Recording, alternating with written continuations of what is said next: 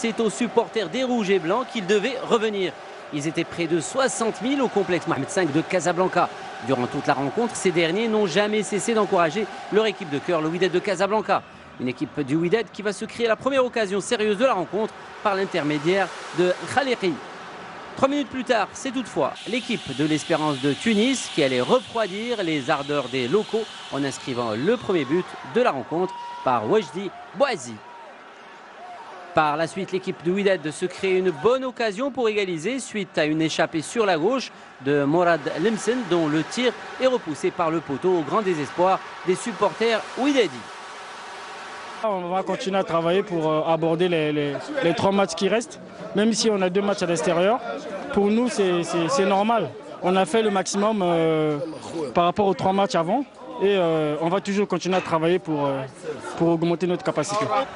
6 minutes plus tard, sur un coup de pied arrêté anodin, Khalid Korbi trompe Miari qui réclamait un hors-jeu. Les protestations des Rouges et Blancs ne changeront rien à la décision de l'arbitre. Ce dernier allait oublier de siffler un pénalty en faveur du Wydad en seconde période suite à cette faute de main d'un défenseur tunisien.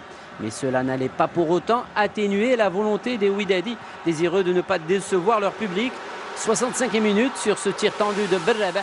Fabrice, en toute confiance, ne trouve aucune peine à placer au fond des filets le ballon relâché par le gardien.